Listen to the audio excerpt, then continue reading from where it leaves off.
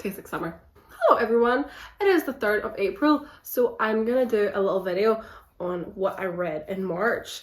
I haven't done what I read in so long because I just feel like the last few years I fell out of reading to the point where I was actually reading more than one book in a month. But in March, I actually read 3 books. 2 of them I read in a week, or in the same week. So I read them in about 2 days each.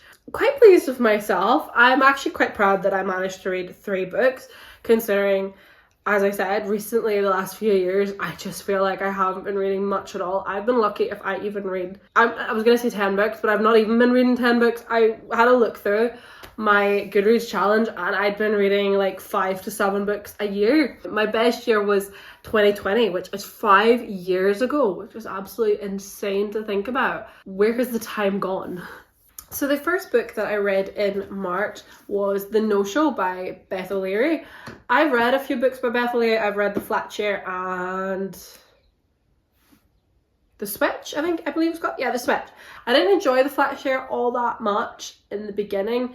I think I was still in my I don't like romance, I'm a cold-hearted bitch mentality. So I hated all romance in books, which makes you wonder why I picked up a romantic novel. But gradually I've been getting better and better. I'm finding that my heart is softening and I enjoy romance now if I like the pairing, the partner, the man, the girl. So I didn't enjoy The Flat Share that much, but I think if I was to reread it, I would enjoy it. I also did quite like The Switch. It was quite good. I don't remember what I rated either of those. But The No-Show, I rated 5 stars because it was actually really, really good. And I don't want to spoil anything about it for you because the little twists really kept me gripped. I made a few sort of, I wonder if it was just really good. There were moments that surprised me. There was moments that I think I was catching on to what was happening just before it happened. But it was really, really good. I thoroughly enjoyed it. I read this in about less than a week. I started it on the train on my way up to Glasgow and read about 100 pages between the journey up and the journey back. And then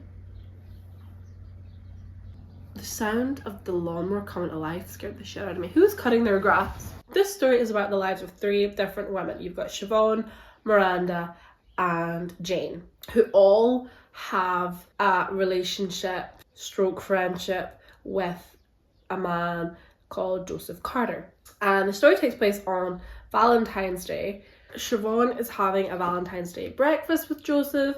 Miranda is having a Valentine's Day lunch with Joseph. And Jane and Joseph has promised to be a fake boyfriend for Jane at an engagement party she's going to on Valentine's night. However, Joseph doesn't turn up for any of the 3 of them. So at first I was like, is this a mystery? Is he dead? Are we ever going to meet Joseph? Well, we do. He's fine. He's alive. The story is just about his relationships with these 3 women from their different perspectives. And at first I was a bit like, I do not like this man. As time went on and certain things were revealed, it just ended up being a really good read. I actually found myself really attached to all 3 of the women. I never trusted Joseph, I didn't trust him for a good long time. I never really liked him. There was other characters in it. I just love Beth O'Leary's writing, and I think I maybe will give The Flat Share another go at some point. I might give it another read because 1, I don't really remember all that much of what happens in it, and 2, I love Beth O'Leary's writing. I love her characters. I just feel like they're also like well fleshed out, and like I was getting giddy at certain moments, and it was like, oh, I really like her writing.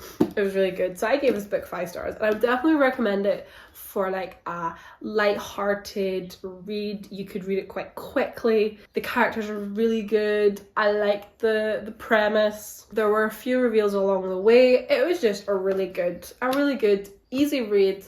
I loved it a lot. So 5 stars. It came out on top. Next up, we have another 5-star read. I'm on a roll. Sunrise on the Reaping by Suzanne Collins. Anybody who loves to read, who loves the Hunger Games, who's on BookTok, Book Twitter. It's not Book Twitter anymore. I've not been on Book Twitter. Why did I even say Book Twitter? Everybody was getting their hands on this book. Everyone was talking about it, and I was like, do you know what? I need to buy this book and read it so I don't get it spoiled, because I have never been a buy a book the minute it comes out type of person. Like, I'll wait. Like, I will wait, and I will get it cheaper. I will get it for like a good deal. I'll wait until the hardback's a $5. I will wait until it's paperback. But everybody was talking about this book and how excited they were, and everybody had it pre-ordered. And I was like, do you know what? It may not match any of my other Hunger Games books because this is a hardback. Mine are paperback.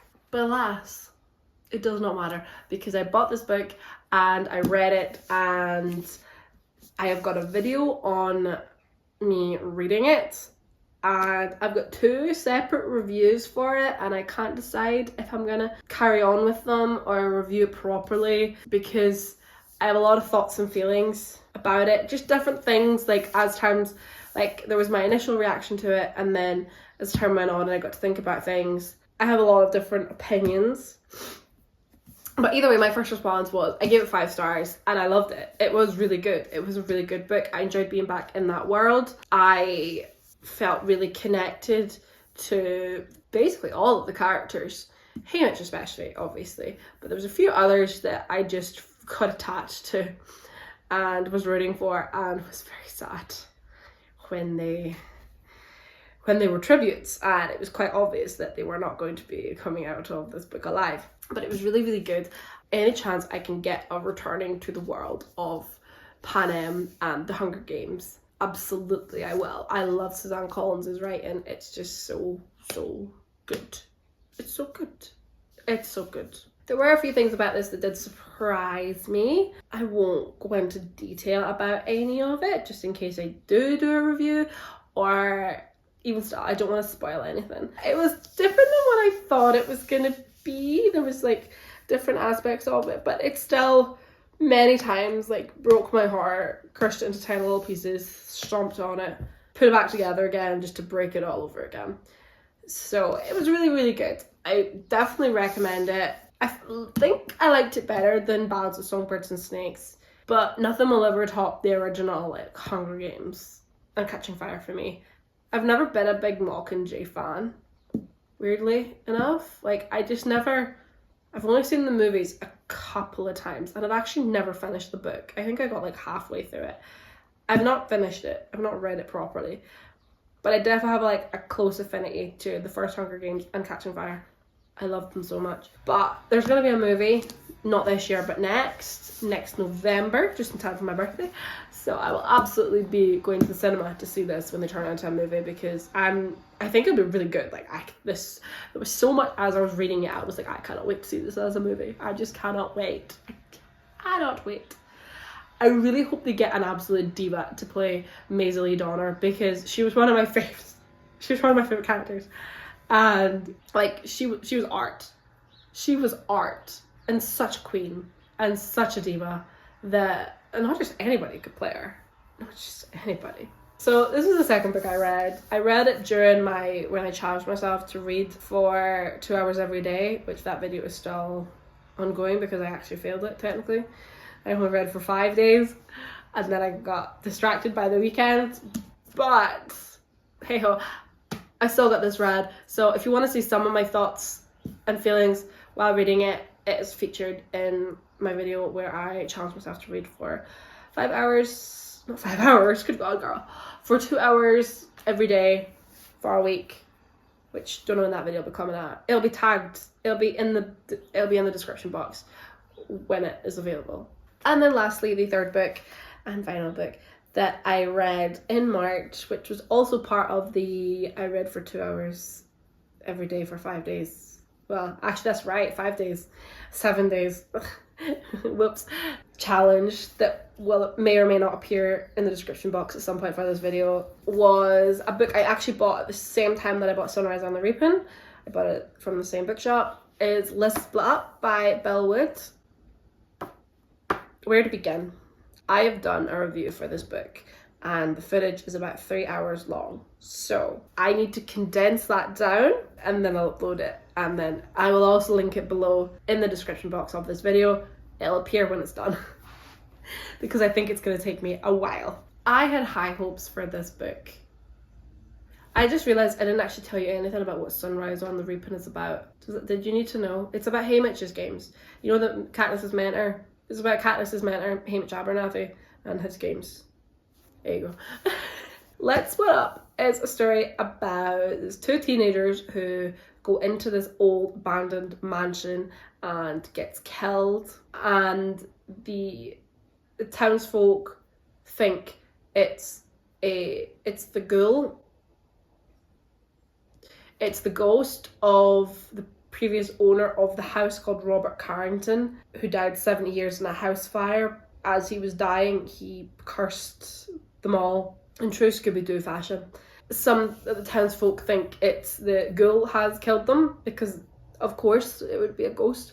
Our main characters, Cam, Jonesy, and Amber, think it was murder. It is then revealed by the police that it's a murder investigation. And our trio, actually not a trio because they have another friend, a new girl called Buffy, not the vampire slayer, and the four of them decide they want to investigate. This story is about how plot armor can really keep a character alive even when they really shouldn't still be breathing with a killer on the loose.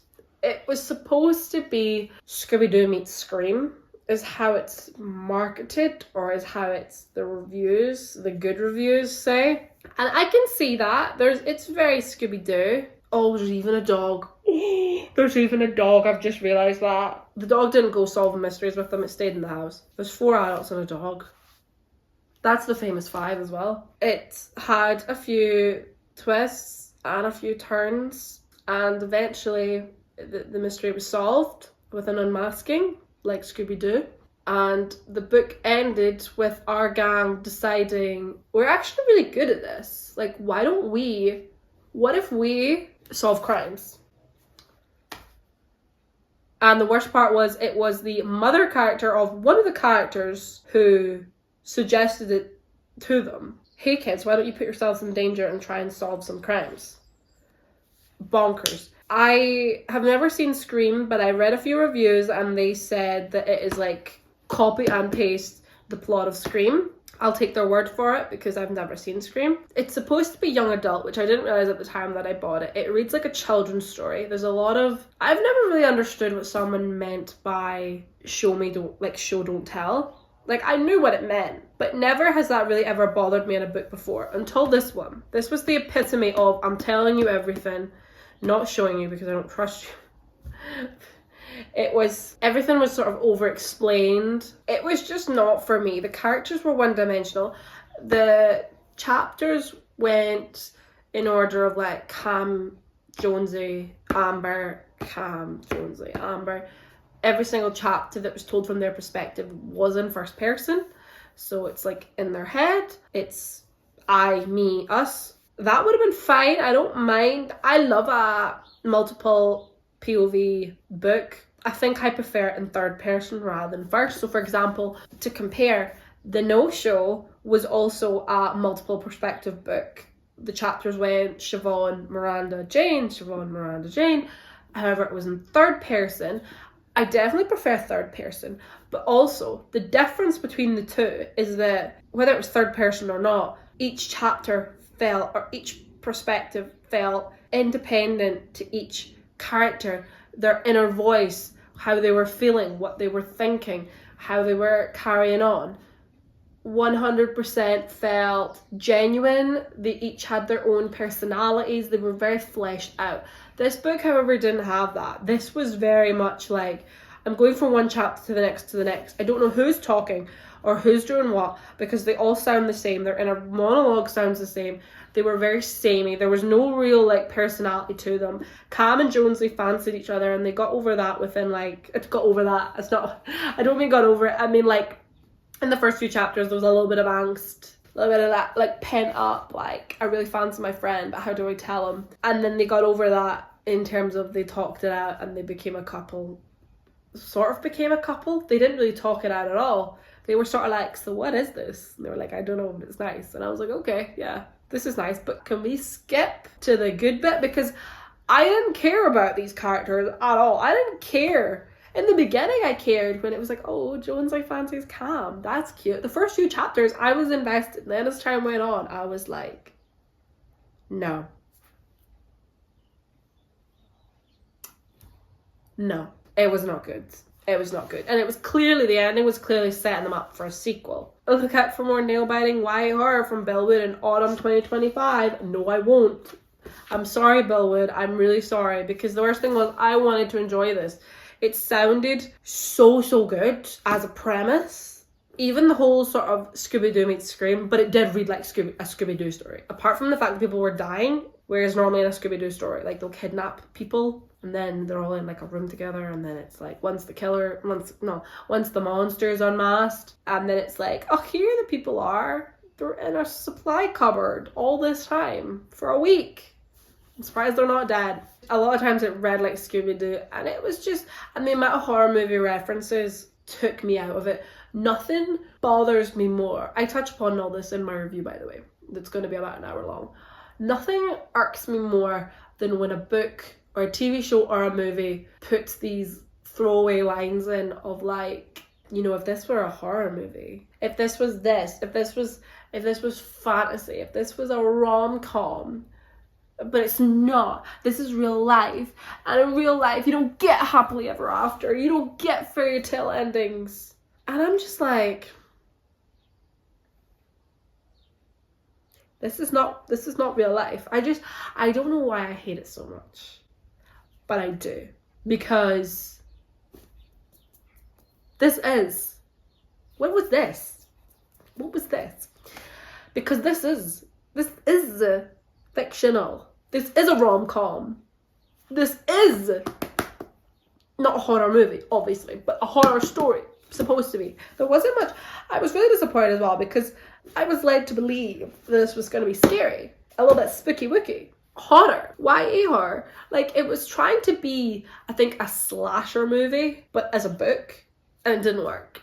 I wasn't scared. At no point was I scared, which I was sad because I wanted to be spooked. I want a book to scare me. It's not happened. It was not good. I actually awarded it 3 stars on Goodreads because I didn't want to be too cruel, but I might round that down to 2.5. I may even round it down to 2 because I wanted to be kind, because I felt like I am not the targeted demographic for this book. This is for young adults. I am an old adult. Okay, like, I'm pushing 30. YA is not for me. I mean, it is. That's the problem with this book. Why I can read young adult and enjoy it. I love young adult. The Hunger Games is basically like young adult, isn't it? Young adult is more for me, who loves a bit of romance with a little bit of like flirty, maybe a little bit of hanky-panky, but none of this like schma. I don't care for the spice. I am a non-spicy person. I just do not enjoy reading about it. So I feel like adult stories are not for me because it's like, oh, he's getting his cock out. And I'm like, what the fuck? I didn't sign up for this. Whereas YA is a little bit more for me because nobody is getting nothing out. I hope. Like, let's keep ourselves fully clothed. And if characters do sleep together, it's a little bit like fade to black. You're not going to know. I'll tell you about it after. So how did I even get onto that? Moral of the story is, I do like YA, but basically I was given this book the benefit of the doubt that clearly YA is not my demographic. I don't think this is YA though. I would say this is not YA. It read like a children's story at times.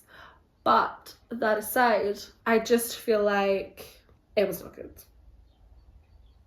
I should have gave it 2 stars and I gave it 3. I gave 3 to be generous because I just didn't want to be mean.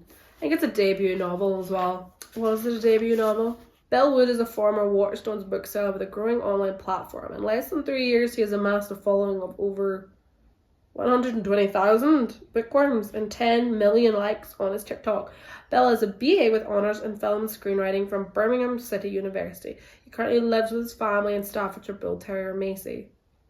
Macy was in the book. Let's Split Up is his debut traditionally published YA novel. I could tell it was debut. No, I'd stop. I'm being mean. I didn't want to be mean, but it was just not for me. It was not my taste. As far as mysteries go, it was not good because there was not many suspects. There was one, and I guessed it from the start. And they weren't even a suspect. It didn't have that same, like, it was trying to be a horror story, but then also a mystery. But then how can you have a mystery where you're trying to solve a crime and there's like no suspects? Like, there was nobody at all. At no point were they suspicious of anybody.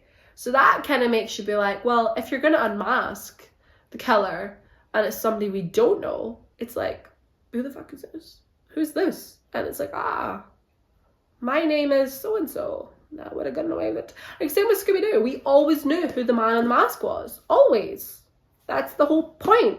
So when this book ended up with, like, nobody that we were supposed to be suspicious of, and only a handful of characters that we met, I guessed the killer the moment I met him. Oh, that's a spoiler if I see him. But, I mean, there's hardly any characters. It's not going to be the old librarian who was pushing 100. Like, come now. Either way, Let's Split Up. I gave it 3 stars. I was being generous, but it was a letdown. I was so disappointed. I had high hopes for it. The first quarter I was invested, and then slowly but surely, you could probably see it in the video of I challenged myself to read for 2 hours for 7 days. You can slowly see the light leave my eyes as I realised this book it's not great. Not great.